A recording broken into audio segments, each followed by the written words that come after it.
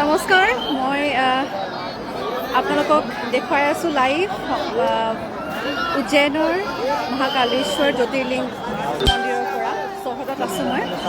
আৰু আজি এটা বৰ পবিত্ৰ দিন, যিহেতু শাওণ মাহৰ সোমবাৰত অহাৰ এটা বহুত পুৰণি পৰিকল্পনা আছিলে আৰু আজি পূৰা হ'ল আৰু বৰ সুন্দৰকৈ দৰ্শন কৰিব পাৰিলোঁ। ৰাতিপুৱা আমি 4 বজাতে আহিছোঁ আৰু ধুনীয়াকৈ কোনো সাংঘাতিক একো অসুবিধা হোৱা নাই, ধুনীয়াকৈ দৰ্শন কৰিব পাৰিলোঁ। ভিতৰত গৈ মহাকাল বাবাক আমি আচলতে দেখি আহিছোঁ লাইভ আৰু বৰ এটা বেলেগ ধৰণৰ অনুভৱ।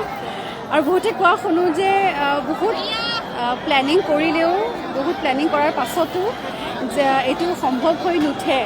কিন্তু নাজানো, এইবাৰ সোমবাৰে ইমান সুন্দৰকৈ শাওণ মাহৰ ইমান সুন্দৰকৈ আহিলোঁ, সুন্দৰকৈ সকলোবোৰ হৈ গ'ল, দৰ্শন হৈ গ'ল। আৰু অসমবাসী ৰাইজৰ বাবে মই অসমবাসী ৰাইজ হৈ আচলতে মই সেৱা জনাইছোঁ, যাতে আমাৰ অসমখনক সদায় আশীৰ্বাদ কৰক, সদায় সকলোৱে ভালেই থাকক, দুখবোৰ আঁতৰক, তাকেই মই কামনা কৰিছোঁ।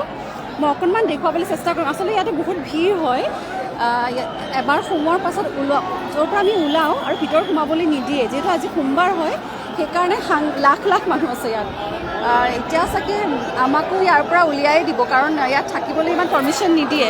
এবাৰ মানে সোমোৱাৰ পাছত যেতিয়া আমি লাইনে লাইনে ওলাই আহোঁ, তাৰ পৰা আমাক একেবাৰে গেটৰ বাহিৰত যাব লাগে, ভিতৰত থাকিব নোৱাৰে, মানে পাৰ্মিশ্যন নিদিয়ে, ইমানখিনি অনুমতি নিদিয়ে। যিহেতু বহুত বেছি ৰাইজ হয়, বহুত বেছি ভক্তসকল বহুত ইয়াত গোট খায়। মই অকণমান আপোনাক বেক কেমেৰাৰে দেখাইছোঁ দেই। বেক কেমেৰাটো কোনটো আছিলে? বেক কেমেৰা কোনটো আছিলে?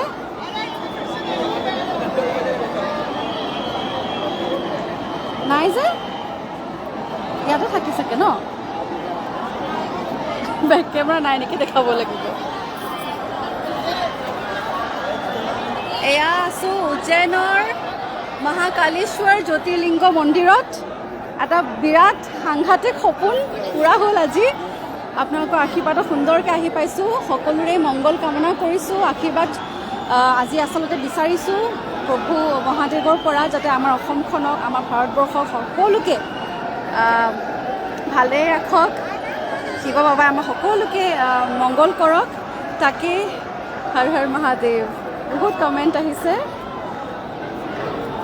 খালি কিয় বেক কেমেৰা কৰিব নাই, এইটোৱে বুজি নাপালোঁ।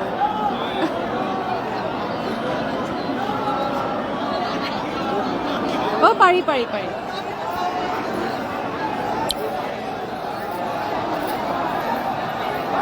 এতিয়া কিন্তু মন্দিৰৰ ভিতৰত আমি নাই দেই, বাহিৰতহে আছোঁ। আপোনালোকে ইয়াৰ পৰা সেৱা কৰিব পাৰিব, মহাকাল মন্দিৰ।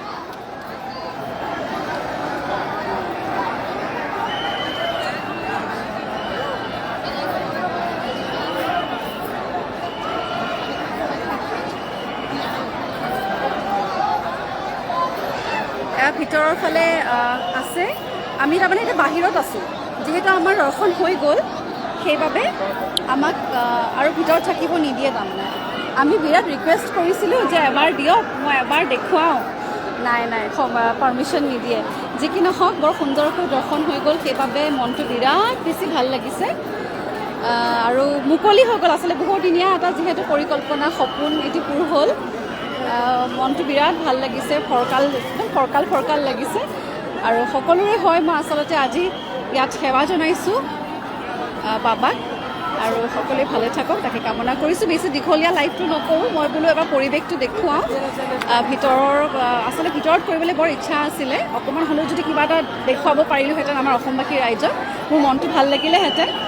যিহেতু মই যদিও আহিব পাৰিছোঁ, বহুতে আহিব পৰা নাই, সকলোৰে মন থাকে নিশ্চয়, কিন্তু সেইটো সম্ভৱ হৈ নুঠিলে এইবাৰ। যি কি নহওক, এনেকৈ দেখাটো হয়তো বহুতে ভাল পাব, মই সেইবাবে আচলতে লাইভ কৰিলোঁ। সকলোৱে মোক গুড মৰ্ণিং দিছে, গুড মৰ্ণিং। জয় মহাকাল, জয় মহাকাল, হৰ হৰ মহাদেৱ। বহুত মানুহ, লাখ লাখ মানুহ হৈছে ইয়াত। বহুত ধেৰ মেছেজ দেখাই দিয়া বাবে থেংক ইউ, হৰ হৰ ধন্যবাদ। ছেত্ৰী জয়ন্ত বৰা, জয় মহাকাল, জয় মহাকাল। বহুত মানুহ এতিয়া আমাক যাবলৈ দিছে, হৈ গ'ল আমাৰ টাইম আপ, গতিকে ইয়াৰ পৰা আমি যাওঁ।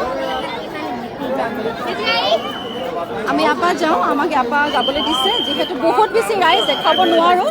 আকৌ পাছত কথা পাতিম, এতিয়ালৈ আহোঁ, সকলোৱে ভালে থাকক, জয় মহাকাল।